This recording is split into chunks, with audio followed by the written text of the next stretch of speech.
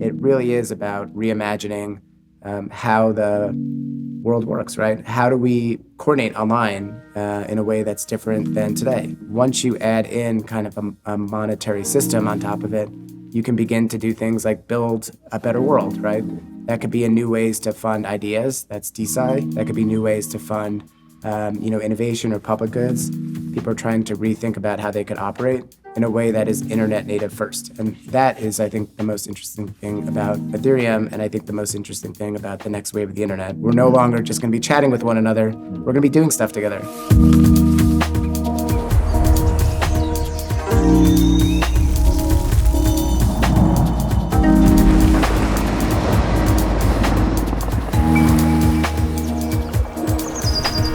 Welcome to The Regeneration Will Be Funded. My name is Matthew Monahan, and in this series, we're exploring the intersections of regenerative finance, technology, and our living planet. Created with Ma Earth, you can find all of our conversations and more at maearth.com. Thanks for joining us.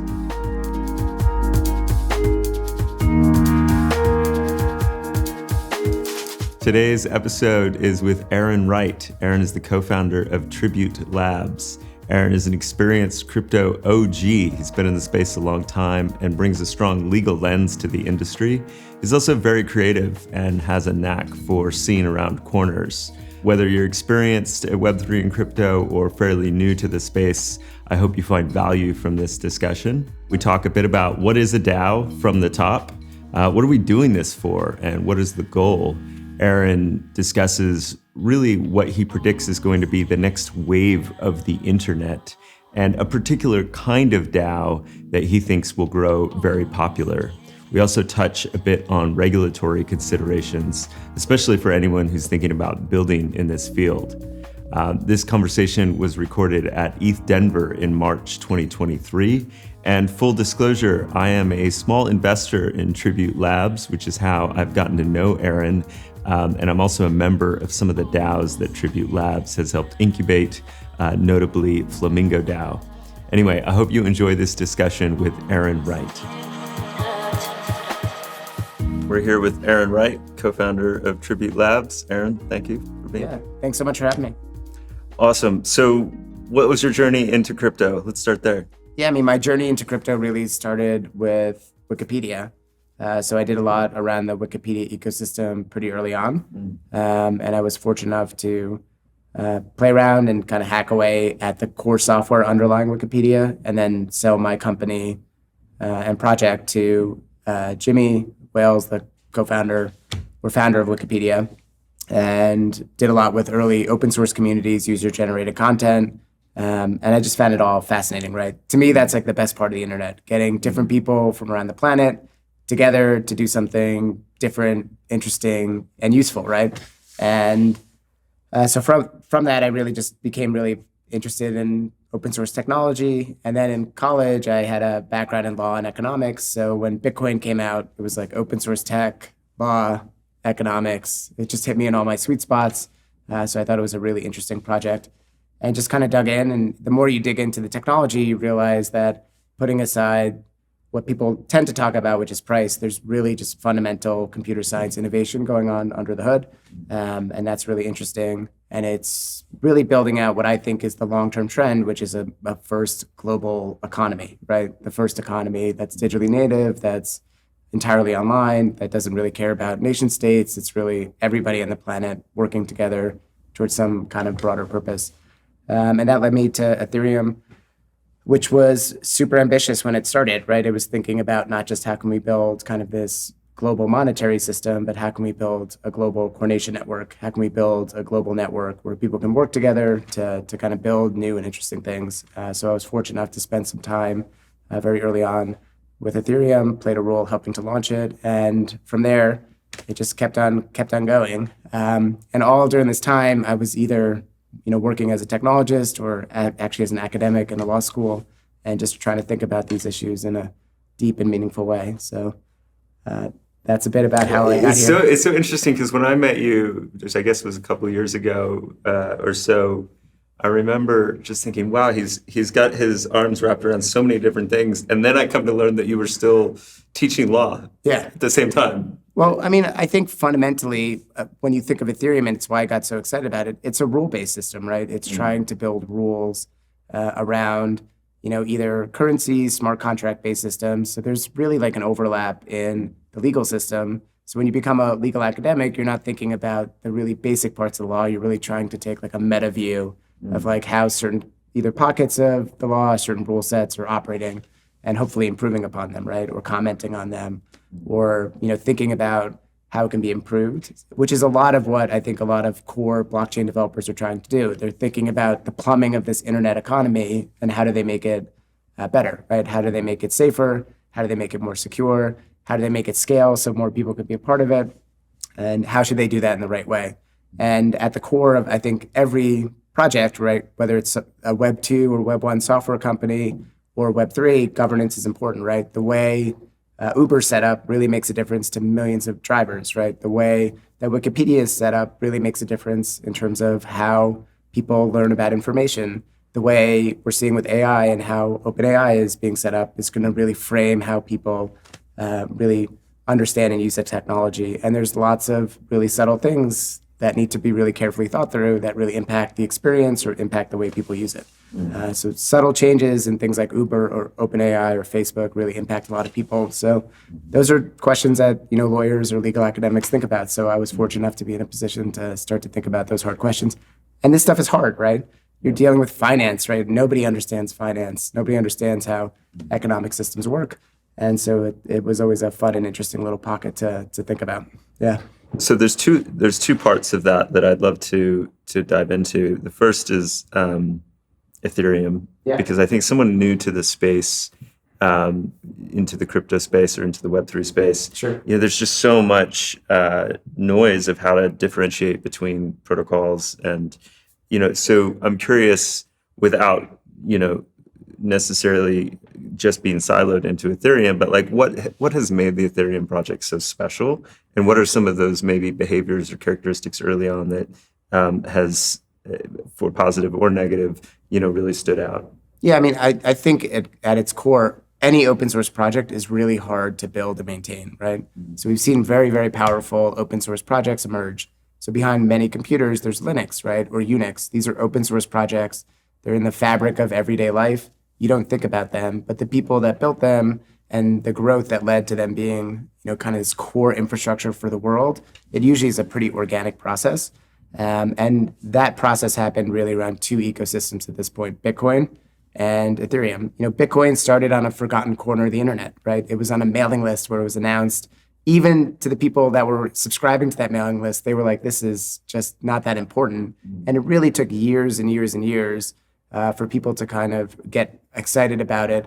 But that's an important process, right? It's an organic growth. You're finding people that are digging in, getting interested in it, and they're leading not with a monetary purpose, they're really leading with an interest or a curiosity. And it's much the same way with other big open source projects like Wikipedia, right? Wikipedia was around for years before it became, a household name, something that people would refer to, and a very, very popular place on the internet. And that organic process enabled all these different editors and contributors to come out of the woodwork, and they cared about the core mission of Wikipedia, which was building this kind of globally accessible encyclopedia.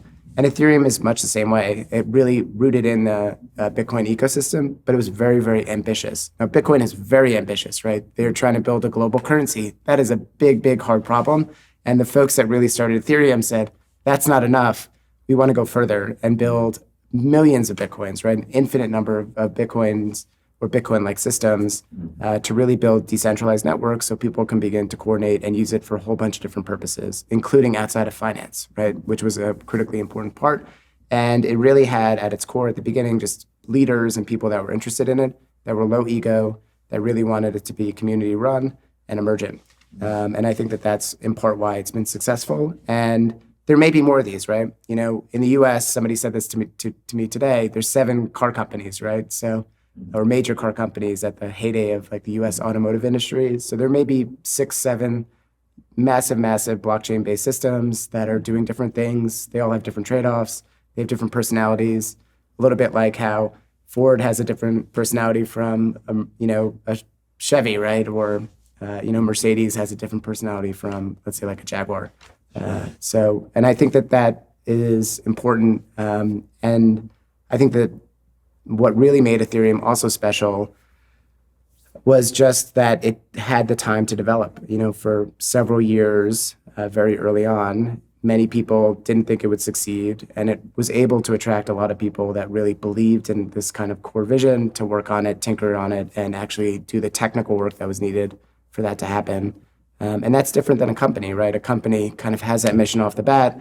It brings people in, it pays them salaries. They're kind of operating with economic incentives instead of kind of intellectual or purpose-driven incentives. And I think that really was part of the reason why both Bitcoin and Ethereum succeeded. And it's hard to know the future, but I wouldn't be surprised if that's really what the market looks like predominantly in a couple of years, right? It's just like people innovating on Bitcoin, people innovating on Ethereum, and building these really interesting and useful opportunities and projects on top of it. And the second point that I really stood out to me at the beginning was this kind of acknowledgement that small shifts in the beginning can lead to massive ramifications for how people use, engage, and are affected by the technologies. And I think, we live in a time where there is a common critique of technology, I think rightfully, that we don't always examine the unintended consequences of the systems that we're building. So I'm curious, your comments on that, and also how do you, having been on this Ethereum journey and in really the crypto space since the beginning, how are you sensing, what's worked and what hasn't, or what are some of those behaviors, both positive and negative, that we now are seeing play out? Yeah, I think all these networks have certain social norms that kind of are embedded with them in them. So in Bitcoin, there's a default that's very conservative. They don't want to do much with it. They really prize security. They want to take things very, very slow. And there's a lot of wisdom to that, right? We've heard in Web 2 the famous phrase like move fast and break things. In Bitcoin, it's like move slow and don't break anything, right? It's like the opposite of this kind of Web 2 mantra. On Ethereum, it's a little bit more, it's more experimental, right? It's willing to try new things. It's trying to kind of push the boundary either technically or socially or some combination to kind of move things forward. But it's not so aggressive that it feels like a Web 2 company or what many people have characterized as either monopolies or quasi-monopolies. And that's the advantage of open source technology. It's people-driven first. It's not a small group of people that are running a corporation. It really has a broader base of support, and they can begin to kind of navigate these complexities. So to me, Wikipedia is emblematic of this, where you've seen lots of social media platforms or media platforms in Web 2 really struggle with misinformation, disinformation, lots of, unintended consequences, which I think the creators didn't anticipate. But Wikipedia has kind of navigated those all pretty well. It's not perfect, and people are criticizing, certain things related to Wikipedia now. But on balance, it's done a better job because it has a broad base of thousands and thousands of people that are working on it, and are doing it mostly on a volunteer basis. So they're more like gardeners gardening, a beautiful park rather than, kind of corporate monopolists that are trying to extract a profit. And I think that subtle difference really does make a big difference. And I think it's the same thing on Ethereum. At its core, there's lots of folks that really don't care about the price of a digital asset. They don't really care about even the use cases. They care about the core plumbing that's being built and making sure it's done right and safely. And that's really what they're focused on. And it's not one person, it's a whole constellation of people from around the planet that can operate and participate in this in a pretty global way. Yeah, I mean, I love Ethereum, and I've kind of grown up in the crypto space in Ethereum community per se, and I've always really respected the way that the launch did its best at bringing resources into the project while still distributing tokens as fairly and as legitimately as possible. And even when we look at how much Vitalik kept for himself, I mean, you can see the ethos is embedded in the Ethereum project from the outset. And when I think about the analogy to Wikipedia, some people criticize Wikipedia from a power law distribution perspective of tiny number of editors or controlling disproportionate amount of information. And I do worry that could be what we wake up 3 to 5 years from now from an Ethereum perspective, where the Gini coefficient or the amount of money concentrated in a few hands because of the nature of exponential growth and early adoption and financial interests and so forth, could have, pretty perverse consequences as a result. How do you think about that? Yeah, it's a fair point, right? I mean, and all these early questions are really important, right? So if you need a native asset for the system to work, how do you distribute that off the bat? Do people basically earn it? That's how Bitcoin works for the most part. You validate or basically support the blockchain so it can work, and you earn Bitcoin in exchange. But even there, there's a small number of people that have figured out the best way to optimize that and have built massive amounts of Bitcoin. Ethereum, it's really a little bit different. I think there's been, from the beginning, this desire to take those assets because it's really viewed as fuel, right? Internally, it's called gas. And you can kind of think of it as like fuel that's used to power this broad-based, global, decentralized network and computing system. And that fuel has just been recycled into a whole bunch of different use cases. A little bit like how we see capital, US dollars, euros being used to power innovative ideas. That's at the core of what a lot of has been happening inside of Ethereum pretty much from the beginning, right? So many of the early folks inside of the Ethereum ecosystem, they really weren't thinking about it as being a financial return. They were really thinking about they wanted to build a more generalized Bitcoin. And if people wanted to be a part of this, then they could basically share in its growth if they were needed the energy, the fuel, in order to kind of build an application or service. So they started to build really a circular economy around it. And that was organic. That wasn't something that was forced or really thought about at the beginning. It was just the nature of the early people in the ecosystem, and those cultural norms were just kind of embedded there. So we saw first wallets, right? It's really hard to use Bitcoin even today, but on Ethereum, because people wanted to use it, right? It wanted to be used to consume the fuel. You saw wallets that everyday people could use that you could install in your browser. You started to see dApps or applications that were talking and interacting with the blockchain emerged really quickly because people wanted it to be used, right? The idea was this was something that should be used. It's something that if you needed some gas or fuel to use it, people were going to provide that to you to play around in different ways. And that kind of ethos, I think, has continued. In many ways, it's a little bit like the best parts of Silicon Valley, right? You see, amazing people develop amazing new things that make people's lives better on balance. It's not perfect, but the people that have done really well there then recycle that back into the ecosystem so that they could continue to provide better products, services, or experiences for people around the globe. And that flywheel, I think, is on balance healthy. Many ways that you can criticize that, but on balance, you need something like that type of a circular economy to emerge. And I think that on Ethereum, they were just a little bit more inclined to do that than in other ecosystems because they weren't mercenaries, right? They weren't looking to have an asset go up in value and then give it back to, their venture capital fund or some other, stakeholder that may be interested in making a profit. It wasn't really profit motive driven at first. And I think that comes through Vitalik and other folks. Like if you have the moment to read his writings, he's really just talking about the technology, right? Yeah. And if you look at a lot of the early builders, they're going to care a lot more about, very, very geeky things about block sizes, or they're going to care about transaction throughput and gas prices so that more people could use it. That's really what is animating them.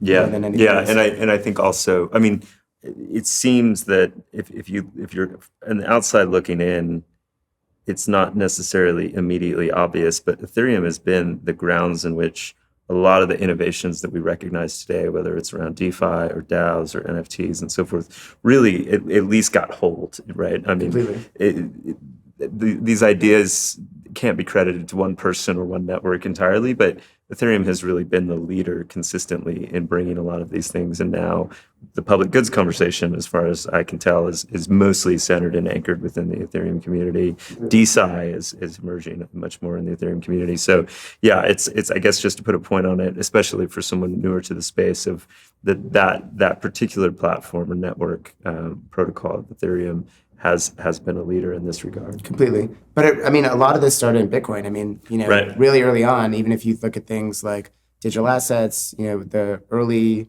and possible founders of Bitcoin, folks like Hal Finney, were talking about those types of things. Right. And collectible cards. Hal Finney was talking about this. Exactly. And, there's, all new it's hard to know where ideas begin and end, and it's always takes, I think, a lot of people thinking about it. But it really all comes back to Bitcoin, which is amazing. And then Ethereum became the petri dish to play around with it because by default, lots of folks in the Bitcoin ecosystem wanted to take it really slow. And there's wisdom to that. There were some folks that were like, we should move a little bit faster. We should try some more stuff out. And I think a lot of those builders that were in the Bitcoin ecosystem eventually have migrated in. And that's the culture. The culture is built, right? Ethereum has a culture of building, and Bitcoin has a culture that's famously like holding, right? And both, I think, have their merits. So I think that's been a differentiator. But on Ethereum, we're seeing a whole ecosystem of different applications and use cases. And I think over time, finance is just going to become a smaller piece of it. It really is about reimagining how the world works, right? How do we coordinate online in a way that's different than today? We've spent 20 plus years meeting people online, making friends online, connecting online, reading information, and that's kind of all we can do, right?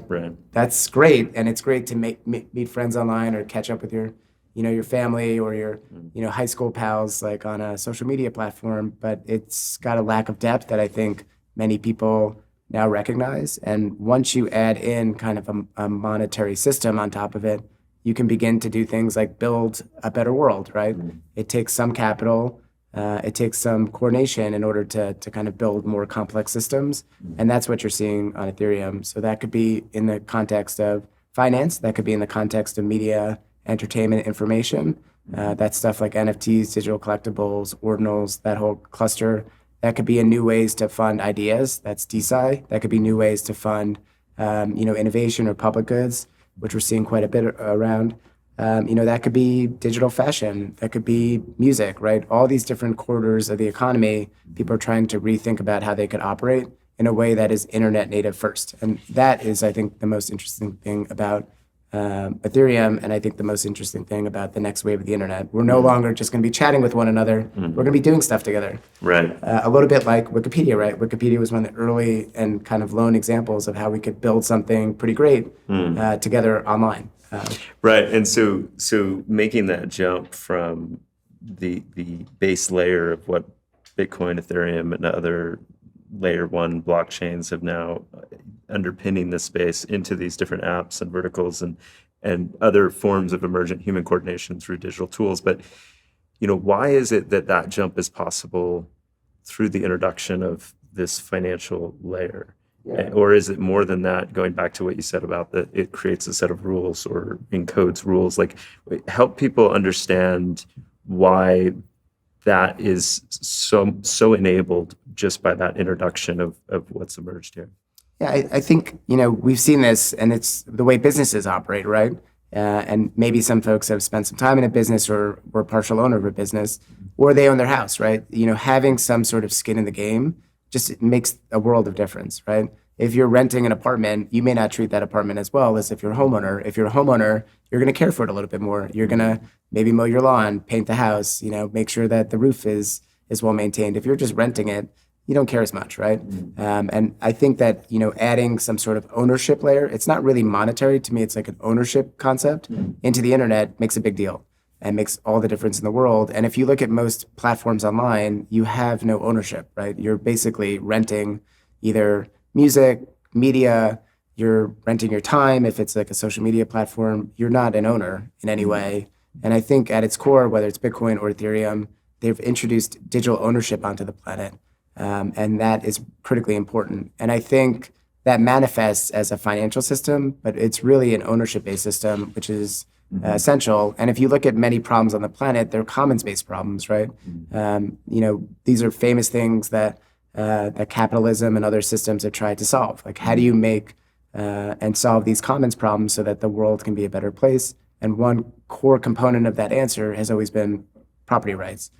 So, basically with a blockchain, you have something that is property right-like, which just gives people a sense that they should really take care of this thing. They should make it a little bit better. And I think what gets the headlines is kind of the people that really want to, collect the most property. But at its base, that's what's kind of happening. And adding like a sense of ownership into lots of different parts of the economy, and the internet economy, I think, is important. And that's what enables us to move beyond just creating chat groups and chatting with one another. We can begin to build something bigger. So we've enshrined property rights, and now that enables new forms of coordination. But I think some people that hear that might worry that this is going to lead to hyper-financialization or all of the shadows of capitalism now in overdrive. And yeah, I'm curious also from a legal perspective, property rights is not just a binary notion, right? There's a lot of nuance and layers to property rights. And so how to kind of think about the evolution of this online, if I have a digital collectible, but where is it? I don't actually own it. And maybe if you can walk us through a little bit more of that. Yeah, and that's why I said it's property rights that's a big concept, right? And you're going to pull in lots of different threads and lots of different critiques of property rights. It's more ownership, right? So people have owned things forever, right? And defining whether you own it and somebody else doesn't, that's a really complicated question. But I think that notion of ownership and having a stake in something is important, right? And that, I think, is the core thing. My sense is when the internet digests anything, it just kind of reinterprets it, right? It digested commerce, and that turned into e-commerce. It digested media, it turned it into social media. I think this notion of ownership is going to change, and I think as kind of the next wave of the internet begins to emerge. So I don't know what it's going to look like. I think we're moving into an era that's post, it could be post-capitalism. It could be post, pick your favorite political ideology or political economic ideology. I think we're moving into something new. And the reason that we're moving into something new is because the internet is maturing, and all these different people from all these different backgrounds and cultures are beginning to get to know one another in a way that wasn't possible before, blending together their backgrounds, blending together, all their perspectives. And I think something new is going to come out of it. So I don't have the answer to that. Yeah. I'd love to know what the answer is. Yeah. I'm looking forward to knowing what that answer looks like. But I think we're kind of moving into something different in the end state. So I think now it does feel hyper financialized to some, and that does bother me. I think it bothers other people. But I think over time that's going to get muted over more and more. My sense is the next waves of blockchain technology and Ethereum will probably be less and less about tokenization and much, much more about coordination. It's something that has been growing kind of importance when you look at the core developers, and you can just kind of see the kinetic energy kind of moving there. So let's shift to that, because you are one of the foremost experts on DAOs, and you've spent a lot of time in that space. So I really want to bring the DAO topic into the fold. Maybe you can start from the top. What is a DAO? Yeah. Where did this originate?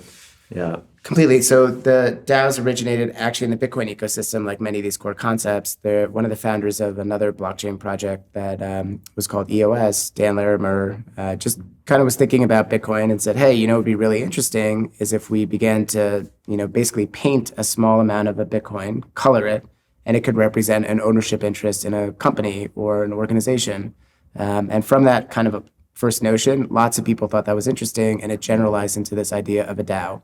And the basic idea is that you could have lots of different people have some sort of ownership right into an organization, but that organization didn't necessarily need to be hierarchical in nature. And I think people were interested in that because there's I think some recognition that these hierarchical systems that we spend our days in, they just don't fit the internet that well. And kind of the society that we're moving towards. And we've seen these hierarchical organizations struggle over the past 20 years. They're not as good as they used to be, right? They're starting to, feel a little bit musty. We're starting to see kind of the pain points. They're having a hard time kind of scale kind of globally, because it's really hard to have a pyramid that's covering the globe, right? You need more of a mesh or network type approach to it. And that's the fundamental architecture of a DAO, right? Lots of different people, much, much flatter governance, using digitally native tools that are real time or near real time, and just adding that kind of responsiveness that's in our everyday life, right? And so that concept really was fascinating to many in the Bitcoin ecosystem, including many of the early founders of Ethereum. And so this notion of a DAO played a prominent role in kind of the conceptualization of Ethereum off the bat. And really, once Ethereum launched, and once people felt like it was safe enough to use, people began to just experiment with it instantaneously. And so one of the first early applications on Ethereum was a DAO. And it was, of course, called in the least descriptive way possible, the DAO. So I guess adding the made it kind of more notable. And the people that started it, didn't really expect much from it. And it just did what the internet did. It was the first viral organization, right? It started, on the internet, and people just began to pile into it. And what it wanted to do was take this fuel, this ether, and contribute it to teams and people that needed it, right? So that they had the ability to actually operate on the blockchain, and also had, possibly the means to just support themselves. So some really basic functions. And the idea was, hey, as a community, we're in the best position to know which projects we're able to back, right? We don't need some third party to come in and tell us what we like, right? We can do that ourselves. So it had kind of this democratic, and also socialist kind of nature to it, right? It was kind of all mixed up in this weird system, captured lots of people's mind and attention. And unfortunately, it experienced a spectacular collapse. So it was a perfect kind of encapsulated microcosm of the crypto ecosystem, bleary-eyed optimism, really well-intentioned, and then it, for a technical reason, just couldn't work. It was a little bit too early. But that kind of core idea really didn't dull in the minds of many developers. So after the DAO collapsed in the Ethereum ecosystem, people were still kicking around and trying to solve some of the technical points that were raised there, and they did. And so about I guess that was in 2018, 2019, we started to kind of see the next wave of DAO tooling, and it's just gotten progressively better. Now we're at a point where there's many people that can begin to add in, some form of capital, some form of ownership into organizations online, and we've seen that kind of manifest in a whole bunch of different areas. From the areas where we're focused on, which is how do we get groups to, basically work together to collect things or to provide capital to projects that need it.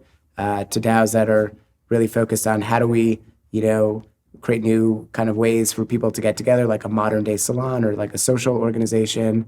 How do we use this to, get researchers to talk to people that may have capital? That's kind of what DeSci is.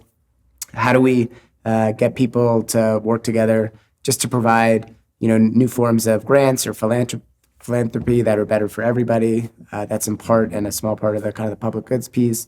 It's just becoming a broad, kaleidoscope of all these different ideas, and that's exciting. And I think it's very early, but to me, I think a little bit like how we may be moving to something that's post capitalism, post socialism, post whatever we have today. I think this is a post corporate form, and one that really is the first native form on the internet.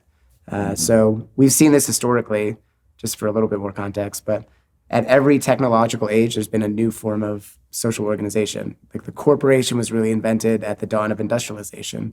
Things like preferred stock, which is very, very important in the corporate structure, emerged during the railroad boom. During the 1970s and 80s, when we began to build a more global economy, the LLC was born in Wyoming. And now we have the internet age that's maturing, and people need kind of a way to coordinate capital, time, effort, and ownership, and that's really kind of rooting in a DAO. So I think in 20, 30, X number of years, hard to predict, DAOs will be as boring as corporations are today. They'll be taken for granted, super sleepy. Nobody's going to really think about them except for musty lawyers and, probably academics or the future academics, and they'll really be geeked out on this stuff, but everybody would just kind of take them for granted.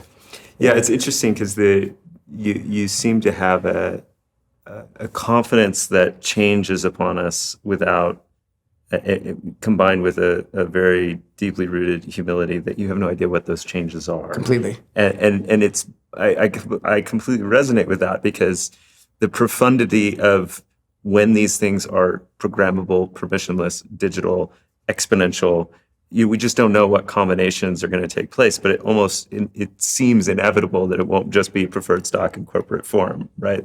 The conditions in an offline environment that created the previous versions of history that we've lived through are just now fundamentally different in a digital with ownership enshrined into it. I've been thinking a lot about it, almost like media, right? It's a new format. So, we had the radio, and then movies and TV kind of eclipsed radio. Radio didn't go away. Corporations are not going to go away.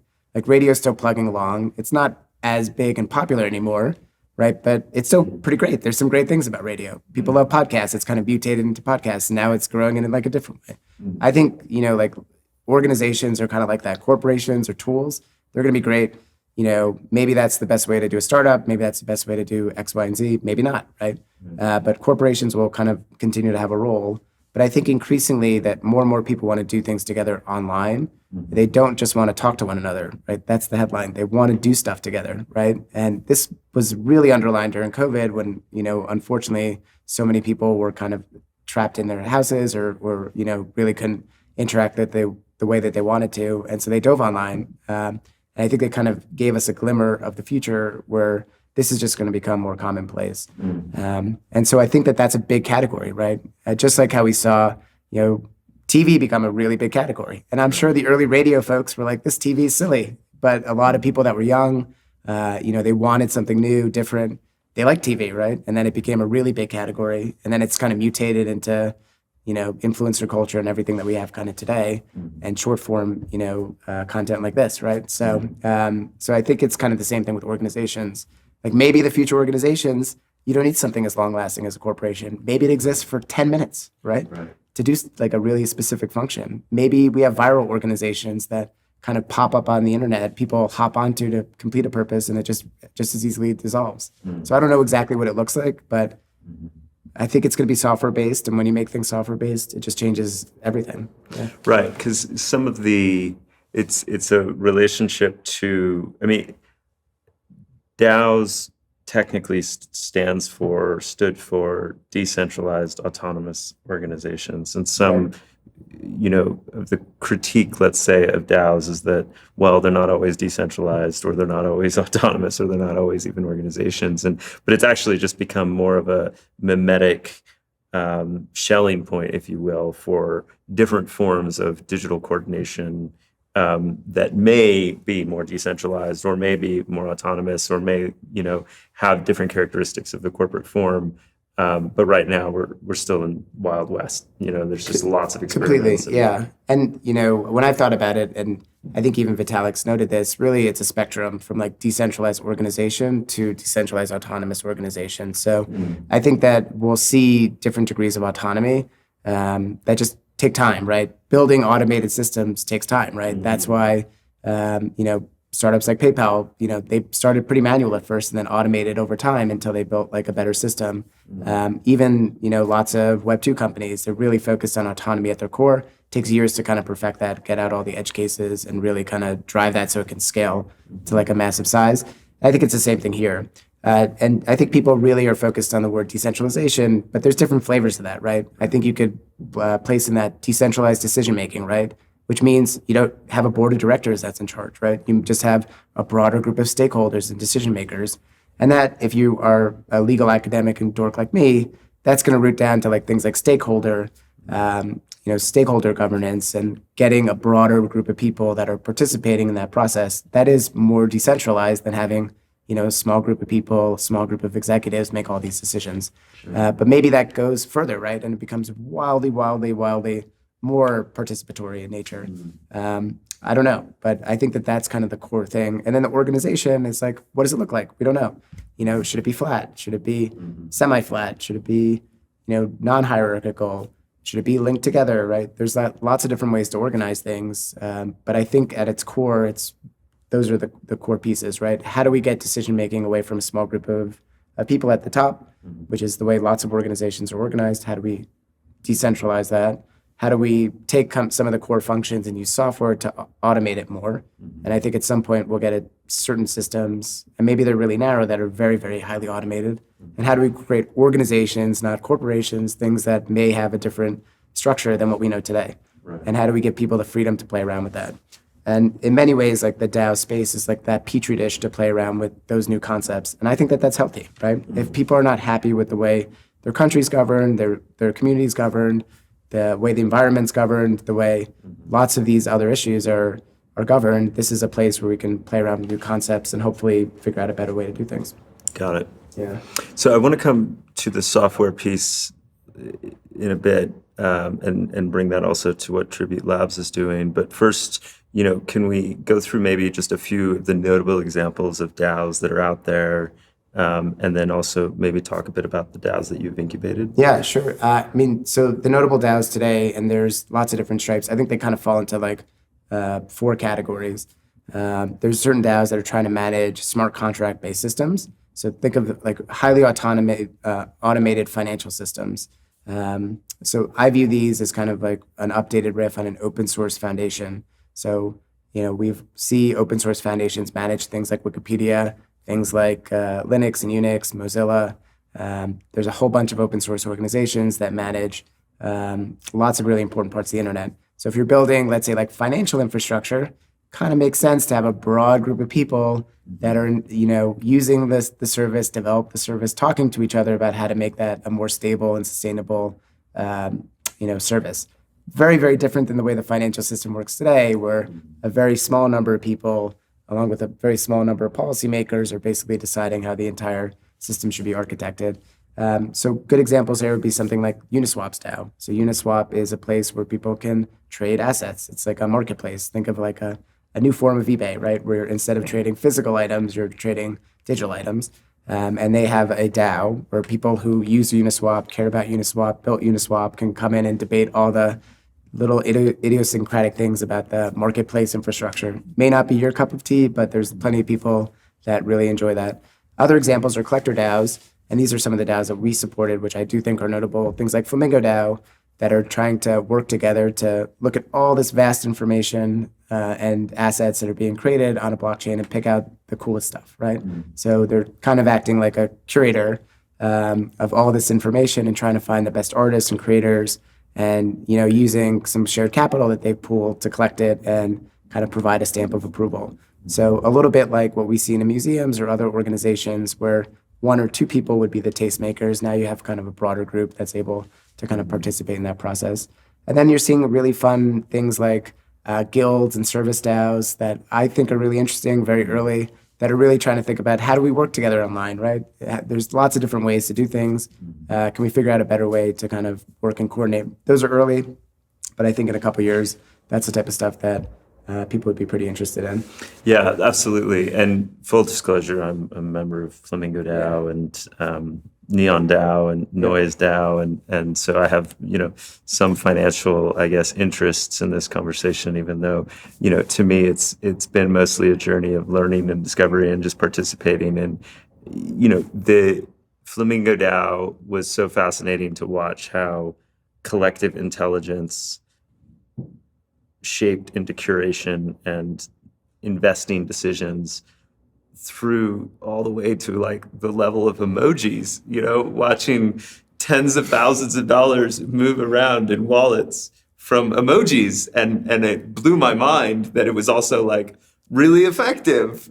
And so, yeah, I'm just curious, like, what else are you witnessing and learning and seeing there? Yeah, I mean, on the DAO side and the DAOs that we support, they tend to invest together, collect together. And I think the most interesting thing that we learned is that by creating these kind of more open organizations, you really get the many talented people around the globe, and you give them an opportunity to band together, and they can do just as well, if not better, than the so-called experts, right?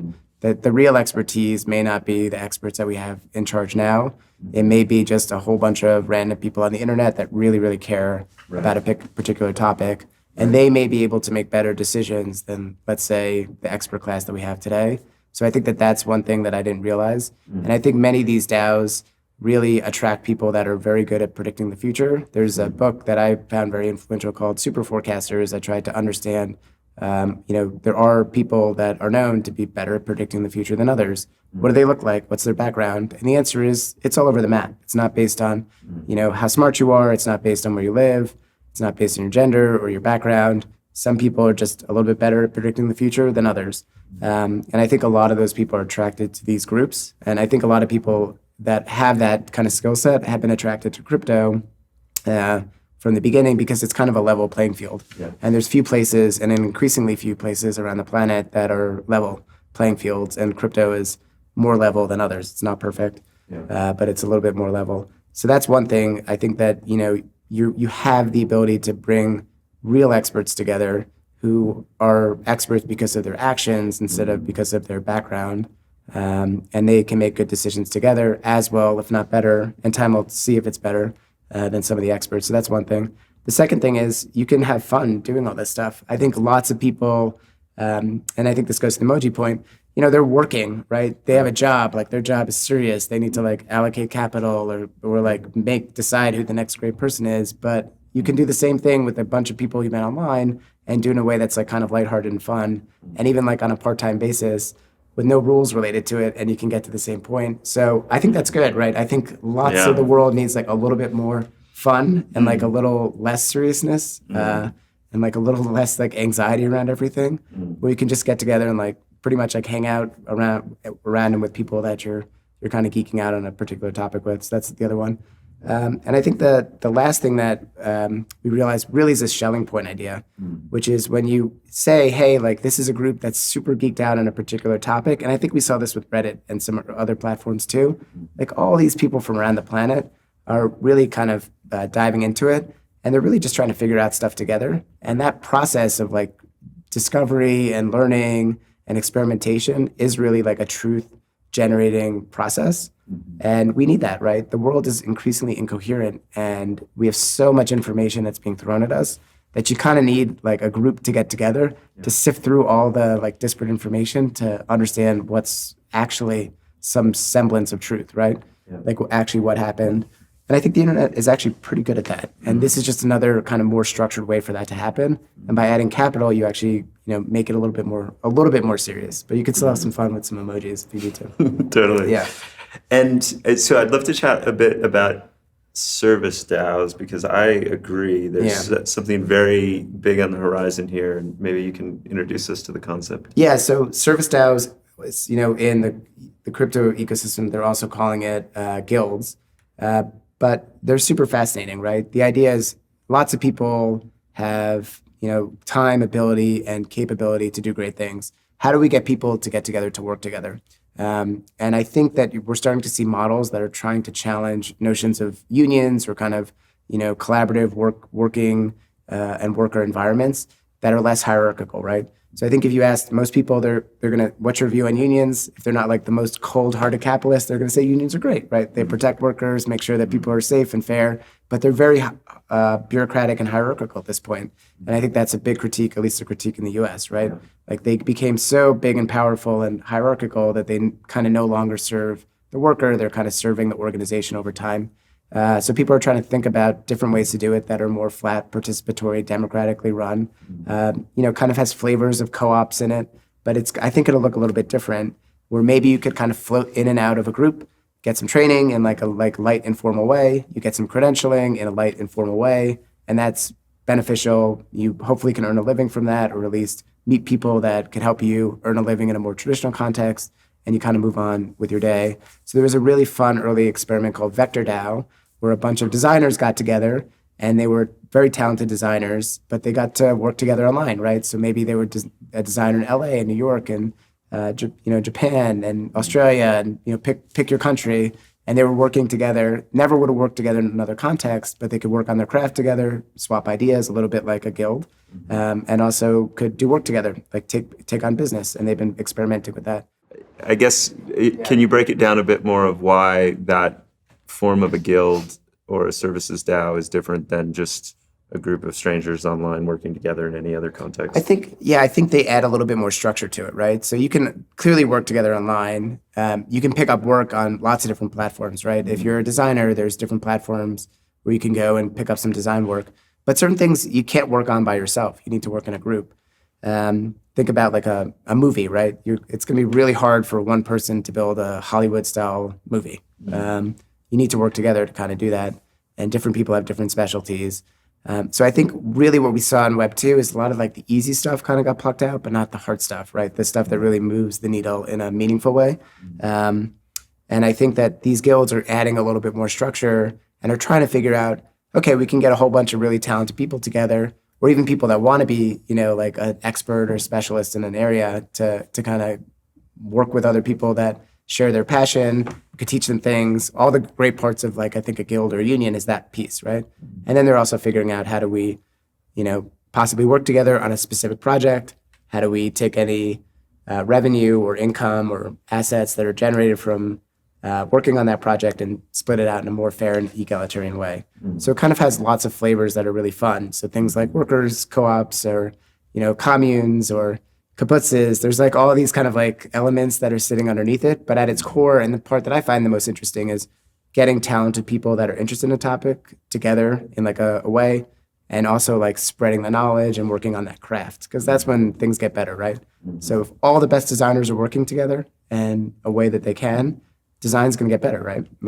And if they can train the next generation of aspiring talented designers and they can have access to them, just like you can DM somebody on Twitter, you could talk to somebody on a Twitter Spaces or pick your social media platform, but have that accessible to you. That's awesome. Right? Yeah. So the former way of doing this might have been a contractual relationship with an agency. As a graphics designer, I might be able to work with a group of other talented designers on some shared projects. But what I'm sensing from what you're describing is that, DAOs allow people to potentially come in and out much faster, reduce the amount of administration overheads, be able to engage in ways that transcends just the typical job as we currently think of it, and to be much more fluid and dynamic, to share pooling resources, to create new voting mechanisms, and to do all of this with digital coordination tools. Exactly. Yeah. Yeah.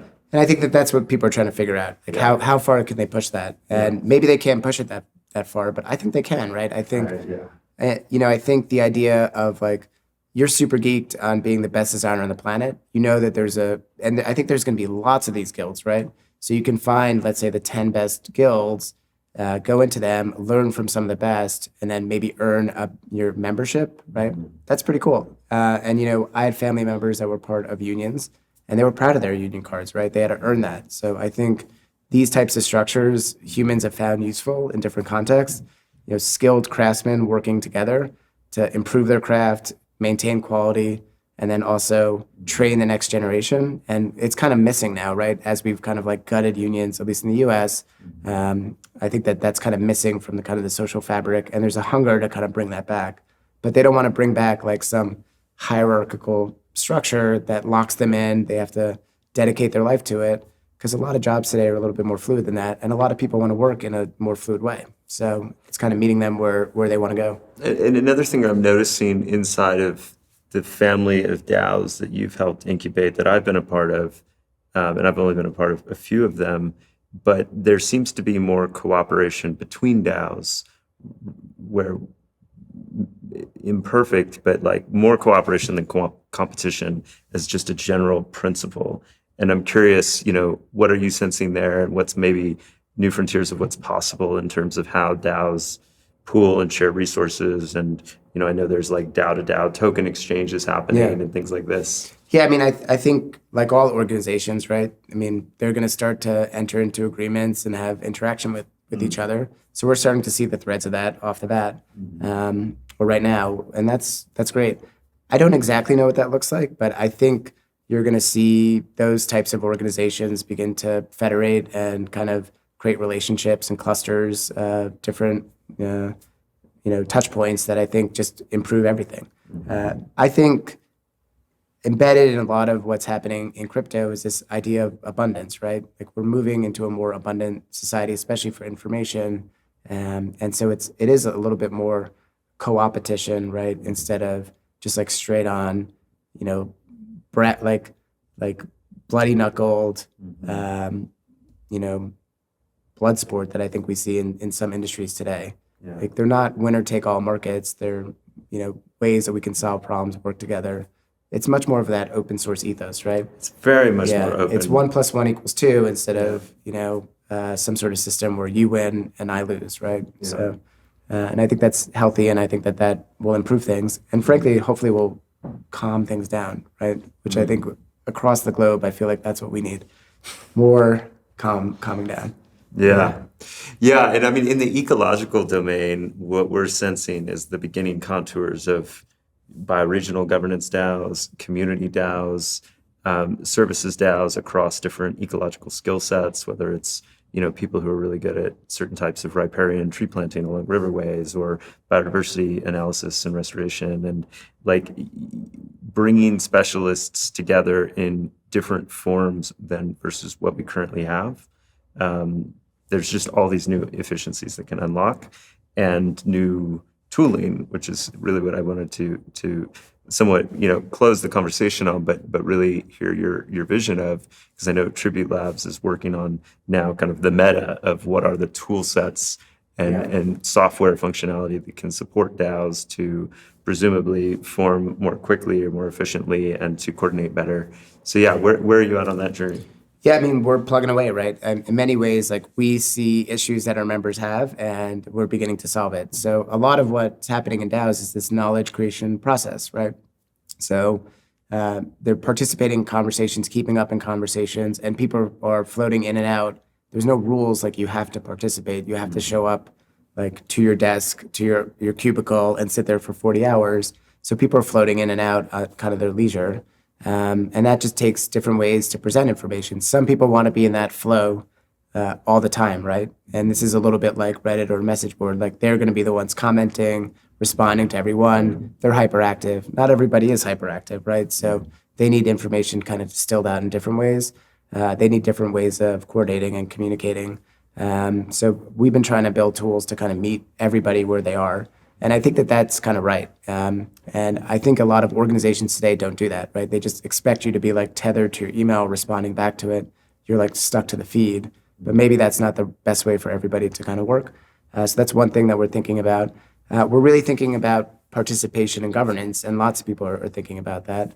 And this has been a big thread on crypto more broadly, but there's a lot of different ways to kind of make decisions, right? One way is you have to vote on something. Another way is you could press, an emoji, right?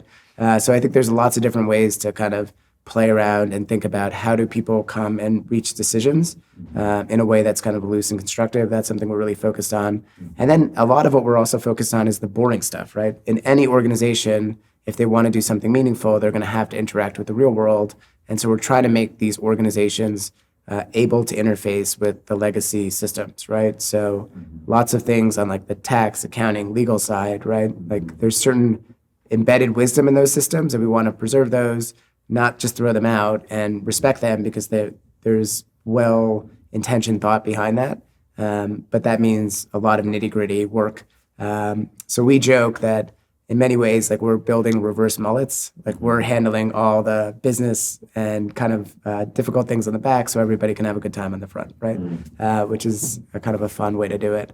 But I think that there's even more than that I think you'll see. I've been really interested in ungovernance. So like how do you remove decision-making so people can move together quicker by basically like packaging that up on the front end instead of in like the flow of an organization. We've been thinking a lot about how do you kind of close out decisions, particularly if it's a financial decision, like how do you manage that in a way that's a little bit better? And then we've also just been thinking about how do we bring together these online groups and give them a physical real world dimension too. I don't think the future is digital. I don't think it's physical. I really think it's that hybrid piece, and that's really important. As great as the internet is, meeting in person is great, right? Like those physical connections actually do matter. And I think that that's how we solve these kind of commons problems, including the problems you mentioned before with the environment, right? Lots of experts around the globe, right? They may be in different countries. They may be seeing different things. They may be collecting different data. They can work together in kind of these lightweight ways to kind of solve it, make decisions on how to move forward. We can tackle this really, really tough coordination problem called the climate, right? And hopefully make the world safer, healthier, so that we can preserve it for future generations. Yeah. Right.